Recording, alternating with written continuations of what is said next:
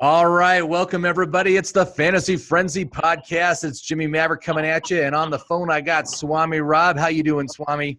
I'm all right, man. I made a decent little recovery with my team this week because of a couple of players, but I still don't think I'm a player in the standings.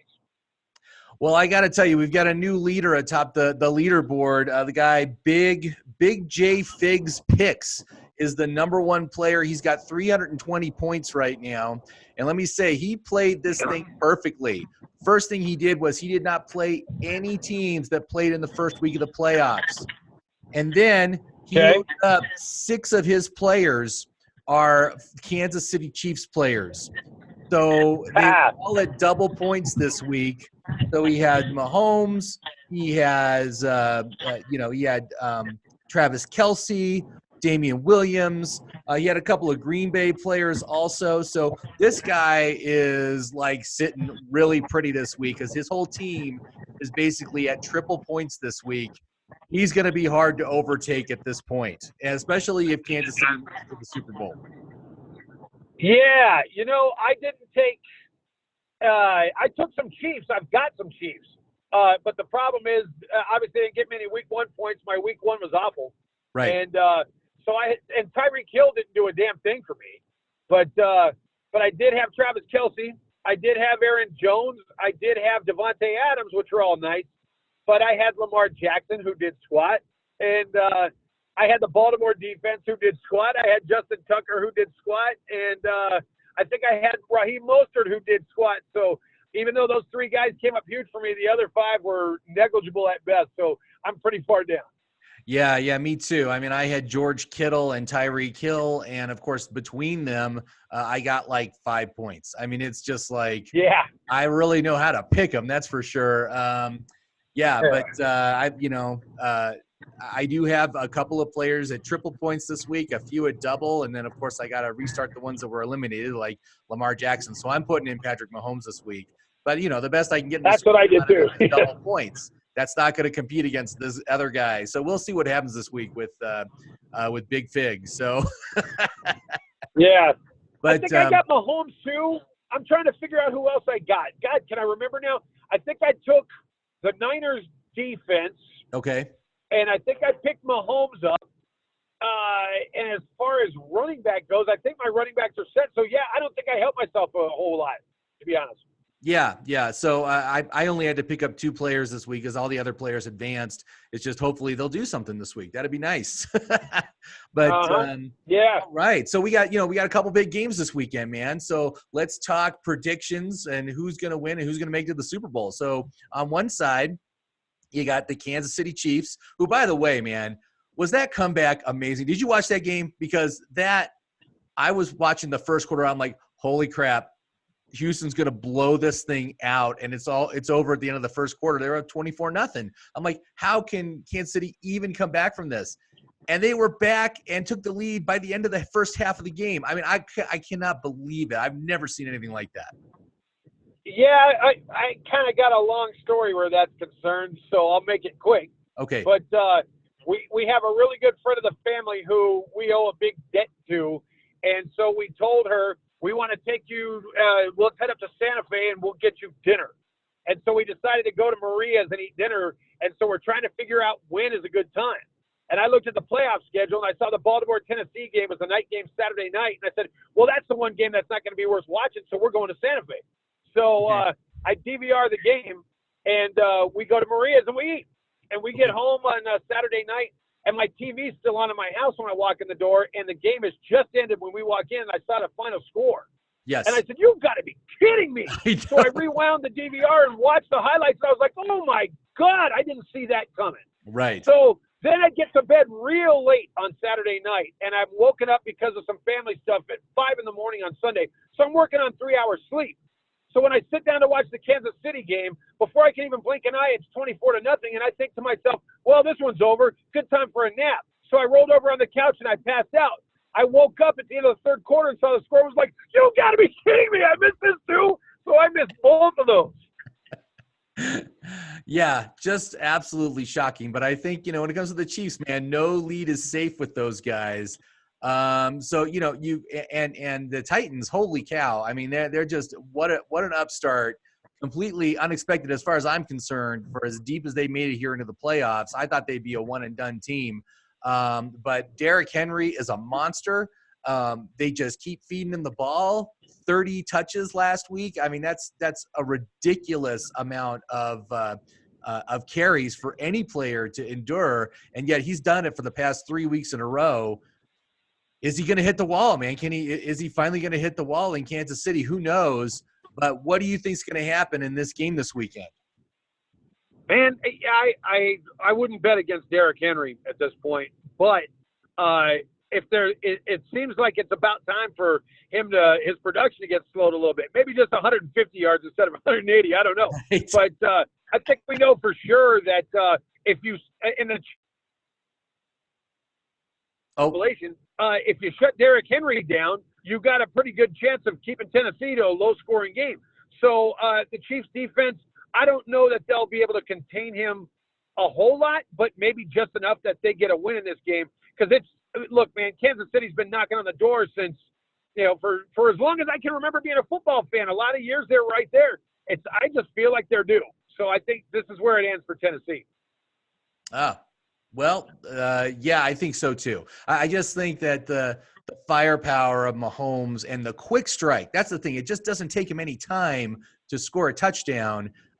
Is just going to negate any sort of advantage that they're getting off of Derrick Henry running out the clock and just keeping Mahomes off the field. I just don't think it's going to matter. So, yes, I also think that the Kansas City Chiefs are finally going to get over that hump, and they're going to make it to the Super Bowl for the first time in 50 years.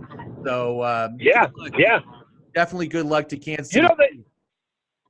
The amazing thing here is that when you take a look at this team, they've been good for a long time.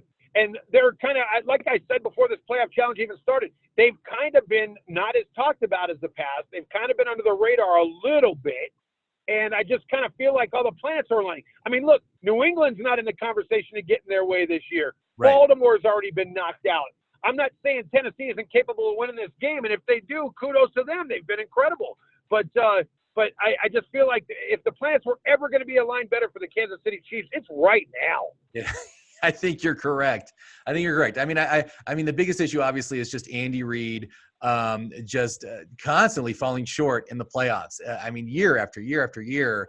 But like I said, I think they're going to do it. So that definitely means that the Titans are going to win and go to the Super Bowl. So, hey, and if you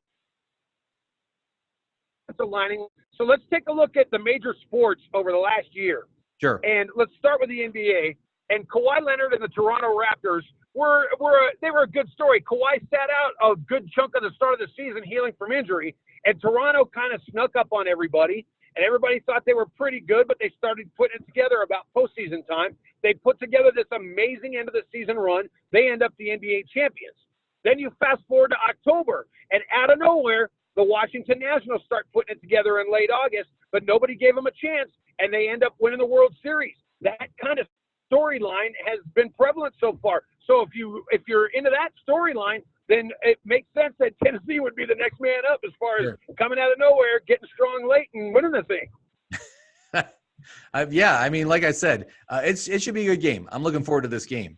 Now, on the other side, we've got the 49ers against Green Bay. Now, those guys played like a month ago, and the Niners absolutely destroyed them.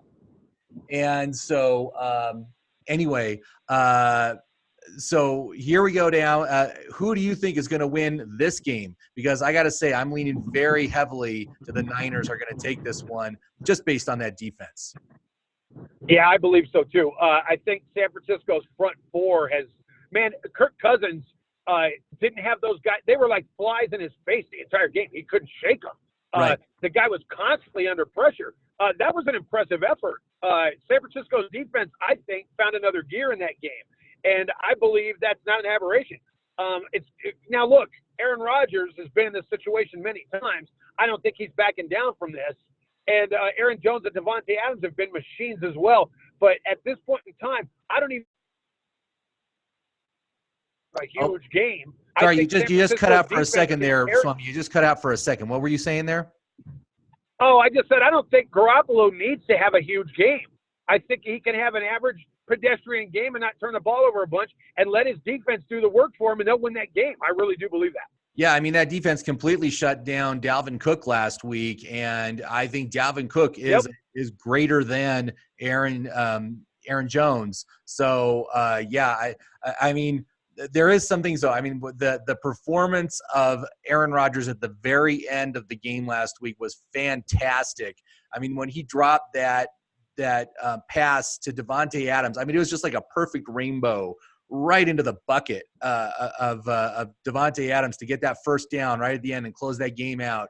I mean, he can still do it, man. He can still get it done, even though he's not quite the quarterback he was a few seasons ago. I think I don't expect Garoppolo to do much, but he doesn't have to do much, man. They'll do the run game and the defense, and Niners will totally take this game, which absolutely means that the Green Bay Packers are going to win for sure. So it's going to be a Titans-Packers Super Bowl. Right. Well, if you think about what you talked about with the San Francisco running game, I mean, Kyle Shanahan can picksy-choosy who's going to be his poison that week. Is it going to be Tevin Coleman? Is it going to be Matt Breida? Is it going to be Raheem Mostert? He's got his choice of three guys with three different running styles, and it always seems like the one that he shifts to get the bulk of the carries when he finally figures it out ends up having a big game. So San Francisco's running game is probably going to find a way. And then what you mentioned about Aaron Rodgers is that Aaron Rodgers in his older age is finally taking a cue from Tom Brady, and he's realizing, I don't have to do all of this. I can let Aaron Jones, Devontae Adams, Jimmy Graham, and a good defense do most of the work for me and all the heavy lifting. And when you need me and you need that clutch pass when the game's on the line, I'll be there. But I don't have to do this the entire game, because that shot to Devontae Adams was as beautiful a throw as you're ever going to see. I know. I mean, it was just perfect. I don't know how he did it. And that was just an amazing target. The holding Tevin Coleman getting, over 100 yards and 2 touchdowns last week, that's crazy. Tevin Coleman hadn't done that since like week 9. He had a big week 9 and then nothing for the past 8 weeks. Absolutely nothing. And now in that one game, he explodes. And, of course, Mostert only gets like 60 yards, only gets me. Of course. I've had Tevin Coleman on one of my fantasy teams in 2017 and 2018. And because of injuries, I was forced to start him as a running back too a couple of times. Right. And he's got the same role in San Francisco that he had in Atlanta, where you got used to Devontae Freeman being the guy that carried the ball most of the time. But a couple of weeks a year, Coleman would just blow up and win a game for you. So he's capable of doing that. Right, absolutely. Yeah, so we'll see which of the 3 he puts out this week. Of course, I'm starting Mostert again because I got triple points on Mostert this week. And maybe he'll have a good game. I would love to see that. That would be really nice to see. Yeah, and it could be by the time we get to the Super Bowl, you're going to be throwing out names like Raheem Mostert and Emmanuel Sanders and Deebo Samuel and a lot of guys, Jimmy Garoppolo, guys that you're not used to talking about at Super Bowl time are going to suddenly be on the biggest stage. And if Tennessee makes it, that's story times 50, so. I got to say, man, I mean, if it's San Francisco, Tennessee, you're not even going to want to start a quarterback for the Super Bowl week because they're going to get you like 4 points. It's going to be that's very going to be run game and defense.